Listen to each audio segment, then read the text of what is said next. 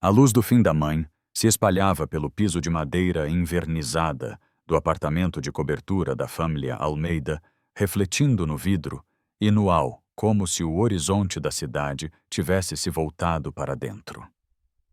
Maria Lusa Santos caminhava em silêncio pelo escritrio, seu pano de limpeza gasto, deslizando pela borda de uma mesa de nogueira que havia visto mais contratos assinados do que jantares em família. Para a maioria, era apenas mais uma terça-feira, mas Maria Lusa notava coisas que os outros não percebiam. Perto da parede do fundo, onde um pequeno voo se abria, entre o assoalho e o tapete pesado. Algo captou a luz, um brilho discreto no tepico gro de poeira ou um abotoador perdido. Ela se ajoelhou forando levemente com a unha, a te libertar o objeto, uma aliana masculina ouro, gasto nas bordas gravada por dentro com uma data e uma única palavra para sempre. Ela já tinha visto antes no dedo de Antonio Almeida, o empresário bilionário, cujo nome estampava manchetes e cujo silêncio podia gelar um ambiente. Mas ele não usava aquela aliana havia meses. Ao girar o anel na palma, o ar pareceu mais pesado, como se as paredes prendessem a respirar. Aquilo não era apenas uma joia.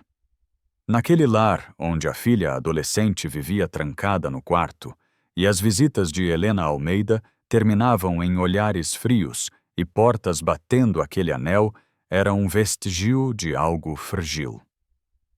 Maria Lusa guardou-o no bolso, a mente Joto trabalhando. Algumas coisas naquela casa haviam sido perdidas de propósito. Mas outras talvez estivessem esperando para serem encontradas.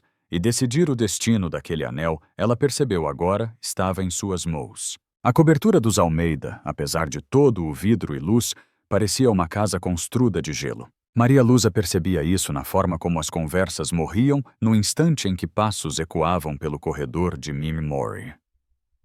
Sentia na polidez quebradia entre Antônio e Helena. Quando passava por eles no hall, sorrisos esticados demais, olhares fixos como esgrimistas em duelo. A filha Camila era a mais silenciosa de todas, desaparecendo no quarto assim que o perfume da Mê se espalhava pelo corredor. Naquela noite, enquanto polia a prataria da sala de jantar, Maria Lusa ouviu vozes elevadas vindas da sala de estar. Não eram vozes que terminariam com pedidos de desculpa, eram palavras afiadas, curtas feitas para ferir. A voz de Helena tremia, mas não cedia. A de Antônio era baixa e perigosa, cada frase talhada em pedra.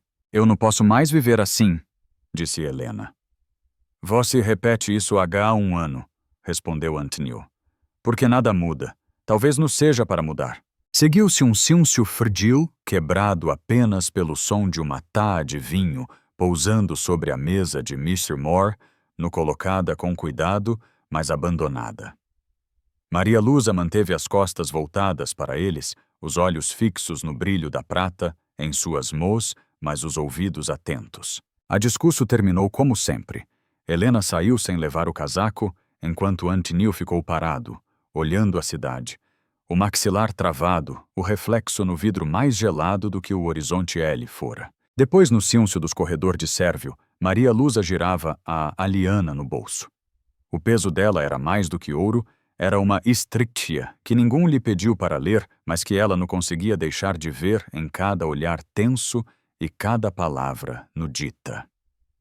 Anos trabalhando para famílias ricas ensinaram-lhe a reconhecer quando algo estava realmente chegando ao fim. E ali, naquele castelo de vidro sobre São Paulo, o fim parecia próximo o suficiente para ser tocado.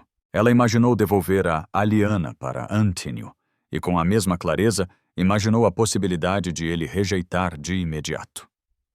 Em casas como aquela, onde o orgulho era guardado como um tesouro, o menor gesto podia provocar um terremoto. Ainda assim, Maria Lusa não conseguia afastar o pensamento.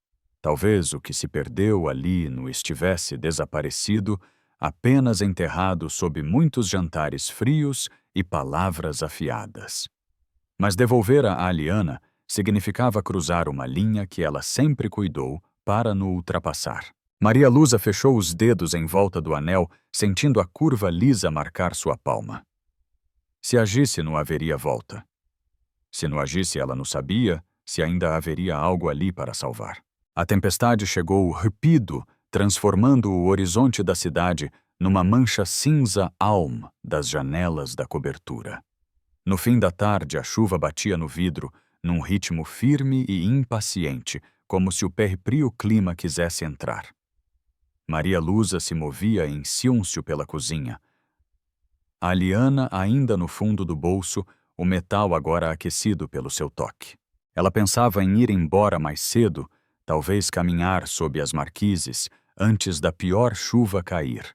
Mas algo a fez parar, um som vindo do saguo abaixo, o murmúrio grave de vozes, o tom inconfundível de algum beira do rompimento. Aproximou-se da escada de Sérvio atenta.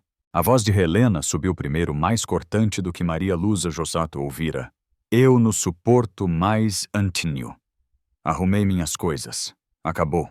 Houve uma pausa, tempo suficiente para o som das rodinhas de uma mala ecoar no murmure. Ento, a resposta de Antínio baixa, mas tensa, como um homem segurando uma enxurrada. Se você sair por essa porta, não volte mais. Helena não respondeu. Momentos depois, a porta pesada da frente se fechou. O som abafado pelo isolamento, mas o eco parecia permanecer no ar. Maria Lusa ficou em véu na escada, o coral acelerado. Ela conseguia imaginar Antínio agora parado sozinho naquele imenso saguo, o espal sua volta grande demais para que qualquer pessoa pudesse preencher. Quando voltou ao andar principal, encontrou-o exatamente como havia imaginado, no escritril, garrafa de uísque, aberta um copo meio cheio, o olhar preso cidade, a traves das janelas encharcadas de chuva. Ele nu a ouviu entrar. Seu reflexo no vidro parecia o de um homem observando o pérfrio fantasma. A mão de Maria Lusa escorregou para o bolso. A aliana parecia mais pesada do que durante toda a semana. Ela ouvia o tamborilar da chuva contra o vidro, o tique lento do relógio de pendúlo no corredor, o zumbido abafado de uma cidade que não fazia ideia do que estava desmoronando dentro daquele modo. Se devolvesse agora, poderia parecer intromisso. Se esperasse, talvez fosse tarde demais. O ar parecia espesso, carregado como antes de uma queda de energia. Ela deu um passo frente e atebebiuado assoalho rangeu sob seu peso. A cabeça de Antínio virou levemente os olhos encontrando os dela por uma fraude segundo. O pulso de Maria Lusa acelerou. Ela abriu a boca, mas nenhuma palavra saiu, ainda nu. Por ora apenas apertou mais a aliana na mão, a deciso queimando em seu peito. Em algum ponto entre a chuva e o silêncio, ela soube o momento estava chegando e, quando viesse, poderia ou remendar o que estava quebrado ou destruí-lo de vez. A manhã seguinte amanheceu plida e fria, a tempestade tendo deixado a cidade lavada mas pesada, como se as nuvens tivessem apenas se deslocado algumas ruas para descansar. Maria Lusa estava diante da porta do escritrio, a aliana repousando em sua palma. Pela fresta podia ver Antínio mesa, as persianas meio fechadas, faixas de luz, cortando-lhe o rosto. Papis espalhavam-se sua frente, mas os olhos não estavam neles. Ele permanecia em véu, as pontas dos dedos unidas como quem espera um veredicto que se ele pode ouvir. A garganta seca, mas os pés levaram-na para dentro antes que a mente pudesse vacilar. O tapete espesso abafou seus passos até que estivesse bem frente da mesa. Antínio ergueu o olhar e, por um instante, nenhum dos dois falou. Encontrei isto, disse ela a voz baixa, mas firme. Colocou a aliana sobre a madeira polida entre eles. O ouro captou a luz e a palavra gravada. Para sempre brilhou por um momento antes de se aquietar. Estava presa entre as teboás perto da janela. Hesitou, depois acrescentou. Coisas caem pelas frestas, às vezes podem ser encontradas de novo. O olhar de Antínio baixou para o anel. O maxilar se contraiu, mas ele nu o pegou. O silêncio se alongou denso de tudo o que não foi dito. Ele recostou-se lentamente ainda com os olhos fixos no pequeno querculo de ouro, como se este pudesse queimá-lo se fosse tocado cedo demais. Onde exatamente, ele perguntou finalmente. No escritrio, respondeu Maria Lusa. Deve ter ficado ele por meses. Ele soltou o ar pelo nariz, um som que era meio riso, meio suspiro. Amor pairou sobre a aliana, depois recuou os dedos, se fechando num punho. Vó que não precisava ter me trazido isso. Eu sei, disse ela suave. Mas talvez pertença a você. Por um longo momento, ele não disse nada. Ento, sem aviso, levantou-se a cadeira deslizando para terra sobre o tapete. Melhor você continuar com o seu dia, murmurou num tom impossível de ler. Maria Lusa fez um leve aceno e se virou para sair. Mas antes que chegasse, Porta ouviu o som sutil de metal. Antínio, guardando a aliana no bolso. Ela não olhou para T.R.S., mas o canto da boca se ergueu quase imperceptível. O que acontecesse dali em diante, não cabia a ela decidir. A escolha agora estava nas mãos dele. E pela primeira vez parecia que ele poderia realmente assumi-la. Naquela tarde a cobertura parecia diferente. O ar estava mais leve, embora Maria Lusa não soubesse explicar o porco. Seguiu com suas tarefas com a preciso de sempre, mas sua mente voltava vez após vez ao som suave que ouvira naquela manhã, o arranhar do metal, quando Antônio colocou a aliana no bolso. Pouco antes do anoitecer, ao passar pelas portas abertas da varanda, ela ouviu ao telefone de costas para ela. A voz dele estava mais suave do que ela ouvira, quase cautelosa. Se um café, disse, fazendo uma pausa para ouvir. Sim, acho que devemos conversar. Não havia raiva em seu tom, nem arestas cortantes, apenas aquele tipo de esperana medida que a gente guarda com cuidado. 2 dias depois, a presena de Helena voltou cobertura, mas não era a mesma visita carregada de tenso de antes. Maria Lusa os viu na sala de jantar, sentados um de frente para o outro, caputinos intocados entre eles. A conversa era tranquila, a postura desarmada. Quando Helena riu, um riso de verdade no aquele frigio e forado, Maria Lusa quase deixou cair a pilha de lenes que carregava.